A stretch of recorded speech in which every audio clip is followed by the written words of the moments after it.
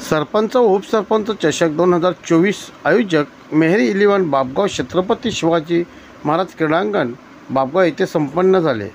या चषकामध्ये एकूण 30 संघांचा समावेश होता।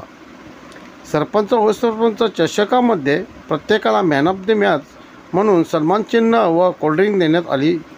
तसेच आयोजक मेहरी 11 बापगाव संघाने आलेल्या पाहुण्यांचे शाल पुष्पगुच्छ व सन्मान चिन्ह देऊन स्वागत केले।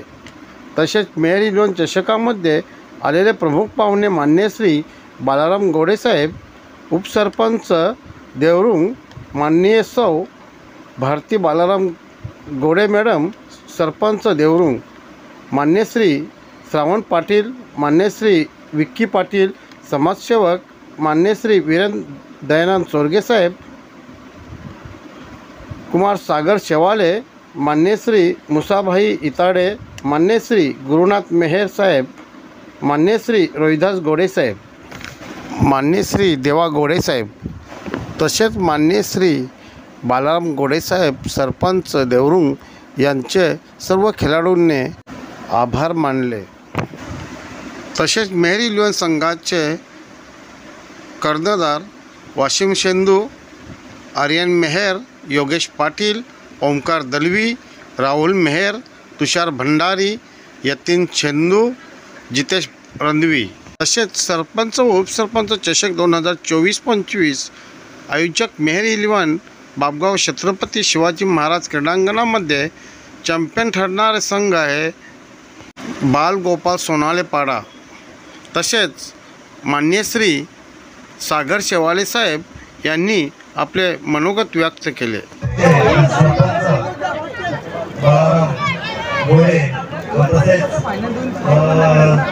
देवा गोडे साहेब सगळे तसेच या स्पर्धेला महत्त्वाचं योगदान या मान्यवरांचं आहे। तसेच बापगाव जे स्पर्धा आयोजित करतात बालाराम मेहर व सर्व स्पर्धक यांच्या विद्यमानाने या स्पर्धा नेहमीच मोठ्या प्रमाणात होतात। तसेच या बापगाव गावच्या सरपंच पद सांगायचं झालं तर विद्यमान सरपंच बालाराम गोडे यांच्या विद्यमानाने आज स्पर्धेसाठी ज्या ग्राउंडला रॅली लागल्या आहेत हे खूप मोठं त्यांचं योगदान आहे।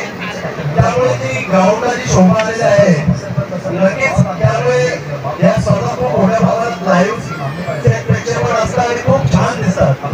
तरी मी साहेबांना अशी विनंती करेन की त्यांनी नेहमीच आपल्या गावाला जावं, आपल्या इतर स्पर्धकांना किंवा इथे या जेवढे खेळाडू आहेत त्यांना असं प्रतिसाद देत राहा आणि तुम्हाला खूप धन्यवाद देतो। या पदामध्ये राज्य करणारा राजा छत्रपती शिवाजी महाराज तर शिवनेरीवरती जन्म झाला। महाराष्ट्राचं नंदनवन करण्यासाठी त्यांनी रायगडाची निवड केली। तर या विभागाला छत्रपती शिवाजी महाराजांचा पदस्पर्श झालाय। कारण शहापूर नगरीतला जर माऊली किल्ला बघितला ना तर तिथे जिजाऊ माता जेव्हा छत्रपती शिवाजी महाराज त्यांच्या पोटामध्ये होते तेव्हा जिजाऊ मातांना शहापूरमध्ये असलेल्या माऊली किल्ल्यावरती ठेवलं गेलं होतं। परंतु शहाजी राजांना तो किल्ला धोकादायक वाटला म्हणून रात्री तर शहाजी राजांनी शिवनेरीवरती जिजाऊ मातांना नेलं आणि एक सुंदर सकाळमध्ये छत्रपती शिवाजी महाराजांचा जन्म झाला। त्याच राजांच्या नावाने एक क्रीडांगण आणि त्याच राजांचं गुणगान गाणारं संगीत तुम्ही डीजे यांच्या माध्यमातून ऐकलं। पहिला फलंदाज बाद झालाय, प्रत्येक बाद झाला। उपसरपंच चषक 2024 तुम्ही पाहताय 3 दिवसाच्या स्पर्धेला एक वेगळं स्वरूप मिळालं गेलं।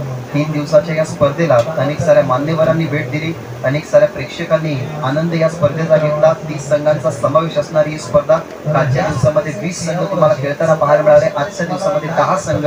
खरं तर या क्रिकेट स्पर्धेला पुढे नेण्यासाठी सरपंच आणि उपसरपंच या दोघांच्या श्रेयामधून मेहरी 11 बापगाव या टीमचं पूर्णपणे खरं तर या मैदानाच्या आतमध्ये घाम निघालं गेलं।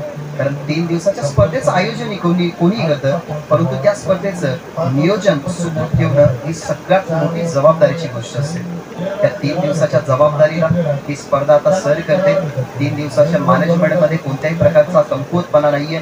पहिल्या दिवसापासून पाण्याची व्यवस्था, नाश्त्याची व्यवस्था, दुपारी जेवणाची व्यवस्था आणि संध्याकाळी जाताना तर एक अशी शब्द आम्हाला ऐकायला मिळतात. ते शब्द ऐकून आमची सकाळ जशी सुंदर जाते ना तशी संध्याकाळ सुद्धा सुंदर जाते. कारण या मॅनेजमेंट कमिटीचा एकतरी मेंबर आम्हाला असं बोलतोच की सुखरूप घरी जा. त्याच्यामुळे त्यांचेही आम्ही आभार व्यक्त करतोय. परिसरामध्ये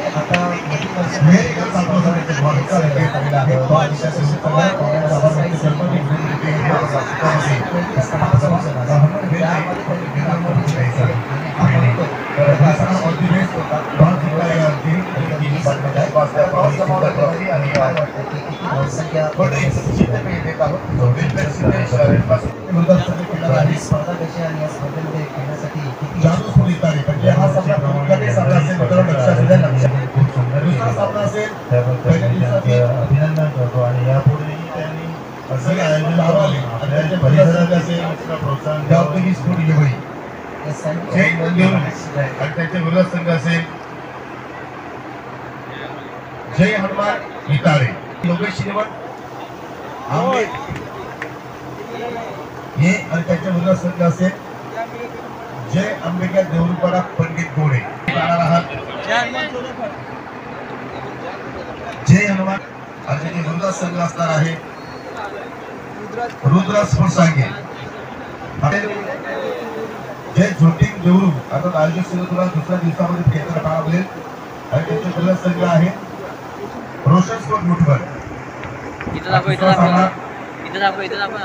तिसरा सामना असेल नक्षत्र इंटरपाटी सुंदरपाडा ज्युनियर आणि त्याचे रुद्र संघ असेल मेहर 11 बाबा पहा गुजराती. मकरंद स्पोर्ट मुठभर म्हणजे मुठभर गावातील दोन्ही संघ तुम्हाला एका दिवसामध्ये खेळताना पाहायला मिळतील आणि त्याचे रुद्र संघ आहे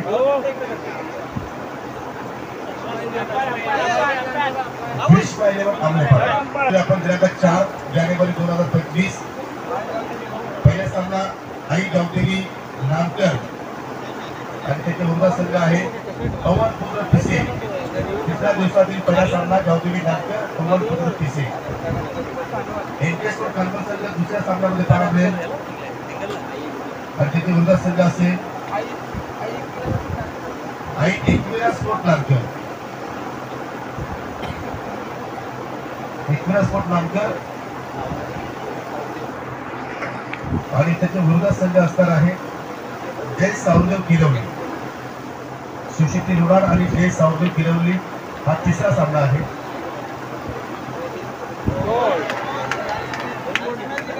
आणि शेवटचा सामना असेल तिसऱ्या दिवसातील बालगोपाल सोनारेपाडा विपक्ष जय अंबिका देऊळपाडा मनोज गोडे. बालगोपाल देऊळपाडा मनोज गोडे. शेवटच्या दिवसातील पहिला सामना दिनांक 5 जानेवारी आई काल भैरवी वालशी